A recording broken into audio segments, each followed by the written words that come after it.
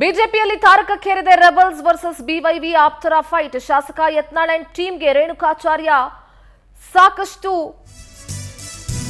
ಮಾತನಾಡಿ ಅವರ ವಿರುದ್ಧ ಗುಡುಗಿದ್ದಾರೆ.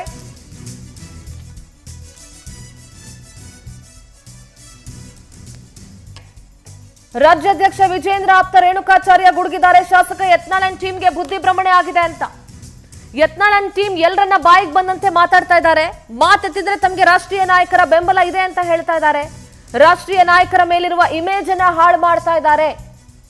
ಯಡಿಯೂರಪ್ಪ, ವಿಜೇಂದ್ರ ಡಿವಿಎಸ್ಗೆ ಬೈತಾ ಇದ್ದಾರೆ. ಡಿವಿಎಸ್ ಅಂದ್ರೆ ಡಿ ವಿ ಸದಾನಂದ ಗೌಡ್ರಿಗೆ ಬೈತಾ ಇದ್ದಾರೆ. ಪದೇ ಪದೇ ಟೀಕೆ ಮಾಡಿದ್ರೆ ನಾವು ಯಾವುದೇ ಕಾರಣಕ್ಕೂ ಕೂಡ ಸಹಿಸಲ್ಲ, ಪಕ್ಷ ತಾಯಿ ಸಮ, ಪದೇ ಪದೇ ಟೀಕೆ ಮಾಡೋದನ್ನ ಸಹಿಸಲ್ಲ ಅಂತ ರೇಣುಕಾಚಾರ್ಯ ಯತ್ನಾಳ್ ಅಂಡ್ ಟೀಮ್ ವಿರುದ್ಧ ಗುಡುಗಿದ್ದಾರೆ. ಶಿವಮೊಗ್ಗದ ಸೊರಬ ವಿಧಾನಸಭಾ ಕ್ಷೇತ್ರದ ಸೋಲಿಗೆ ಏನ್ ಕಾರಣ? ಕುಮಾರ್ ಬಂಗಾರಪ್ಪಗೂ ಕೌಂಟರ್ ಕೊಟ್ಟರು ರೇಣುಕಾಚಾರ್ಯ. ರೆಬಲ್ಸ್ಗೆ ತಕ್ಕ ಪಾಠ ಕಲಿಸಬೇಕು, ಆ ರೀತಿ ಕಲಿಸ್ತೀವಿ ಅಂತ ಪವರ್ ಟಿವಿಗೆ ಬಿವೈ ವಿಜಯೇಂದ್ರ ಆಪ್ತ ಎಂಪಿ ರೇಣುಕಾಚಾರ್ಯ ಹೇಳಿಕೆ ಕೊಟ್ಟಿದ್ದಾರೆ. ಪದೇ ಪದೇ ಇವರು ಬಾಯಿಗೆ ಬಂದಂಗೆ ಹದಮೀರಿ ಮಾತನಾಡ್ತಾ ಇದ್ರೆ ಸಹಿಸ್ಕೊಳ್ಳೋದಕ್ಕಾಗಲ್ಲ, ಅವ್ರಿಗೆ ಯಾವ ರೀತಿ ಪಾಠ ಕಲಿಸ್ಬೇಕು ಪಾಠ ಕಲಿಸ್ತೀವಿ ಅಂತ ಪವರ್ ಟಿವಿಗೆ ಎಕ್ಸ್ಕ್ಲೂಸಿವ್ ಆಗಿ ರೇಣುಕಾಚಾರ್ಯ ಮಾತನಾಡಿದ್ದಾರೆ.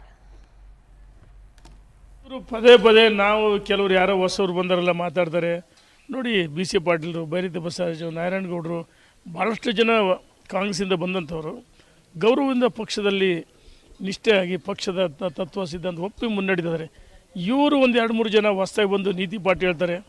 ಅದೇ ಸೊರಬ ಸೋಲಿಗೆ ಏನು ಕಾರಣ? ಅಲ್ಲಿ ಪಕ್ಷದ ಜೊತೆಗಿಲ್ಲ, ಸಂಘ ಪರಿವಾರ ಜೊತೆಗಿಲ್ಲ, ಸೋತೀಗ ನಾಯಕರ ಬಗ್ಗೆ ಮಾತಾಡ್ತೀವಿ ಅಂದರೆ ಅಲ್ಲಿ ಇವರಿಂದ ನಮ್ಮೊಬ್ಬ ಸ್ನೇಹಿತರು ಕಾಂಗ್ರೆಸ್ಗೆ ಹೋಗೋಂಥ ಪರಿಸ್ಥಿತಿ ಬಂತು. ಹಾಗಾಗಿ ಈಗ ಇನ್ನು ಒಬ್ಬಿಬ್ಬರು ಕಾಂಗ್ರೆಸ್ನಿಂದ ಬಂದು ಯಡಿಯೂರಪ್ಪನವ್ರ ಬಗ್ಗೆ, ವಿಜೇಂದ್ರ ಬಗ್ಗೆ, ಭ್ರಷ್ಟಾಚಾರ ಬಗ್ಗೆ ಮಾತಾಡ್ತಾರೆ. ಭ್ರಷ್ಟಾಚಾರ ಬಗ್ಗೆ ಮಾತ್ರ ಯಾವ ನೈತಿಕ ಹಾಕಿದೆ? ಮತ್ತು ಬಿಜಾಪುರದ ಸ್ವಯಂ ಘೋಷಿತ ನಾಯಕರು ಹಿಂದೂ ಹುಲಿ ಅಂತ ಇವರೇ ಬಿಂಬಿಸಿ ಅಂತಾರೆ. ಸ್ವಯಂ ಘೋಷಿತ ನಾಯಕರೇ ಬಿಡೋರೆ. ಇವರು ಹುಲಿ ಅಲ್ಲ, ಹಿಲಿ. ಹಿಂದುತ್ವ ಮುಖವಾಡ ಹಾಕ್ಕೊಂಡು ಇವತ್ತು ಪಕ್ಷಕ್ಕೆ ಮುಜುಗರ ತರ್ತಕ್ಕಂಥ ಹೇಳಿಕೆಯಲ್ಲಿ ಮಾಡ್ತಾರೆ.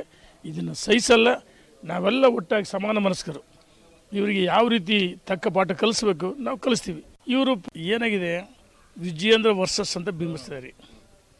ವಿಜಯೇಂದ್ರ ಒಬ್ಬ ವ್ಯಕ್ತಿ ಅಲ್ಲ, ರಾಜ್ಯದ ಅಧ್ಯಕ್ಷರು. ದಯಮಾಡಿ ಮಾಧ್ಯಮ ಸ್ಥಿತಿ ಗೊತ್ತಿದೆ, ರಾಜ್ಯ ಜನರಿಗೆ ತಪ್ಪು ಸಂದೇಶ ಹೋಗುತ್ತೆ.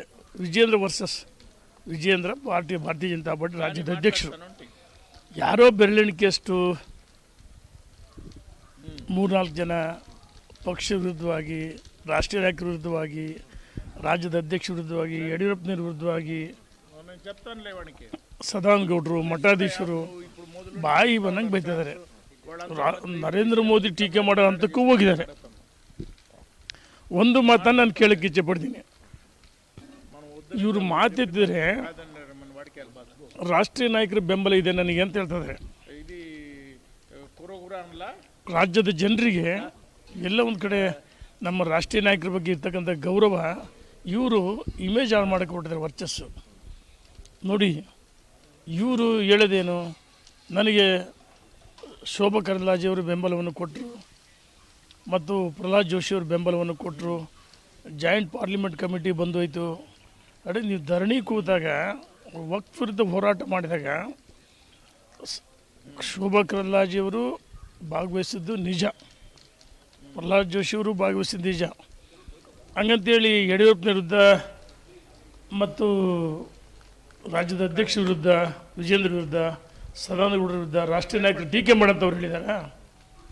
ಅವರಿಗೂ ವಕ್ಫ್ ವಿರುದ್ಧ ಹೋರಾಟಕ್ಕೆ ಬೆಂಬಲ ಕೊಡ್ತಾರೆ. ಆದರೆ ರಾಷ್ಟ್ರೀಯ ನಾಯಕರು, ರಾಜ್ಯ ನಾಯಕರು ಟೀಕೆ ಮಾಡೋಕ್ಕೆ ನಿಮಗೆ ಅವರೇನು ಸೂಚನೆ ಕೊಡಿದಾರ? ಏನಾಗಿದೆ ವಿಜಯೇಂದ್ರ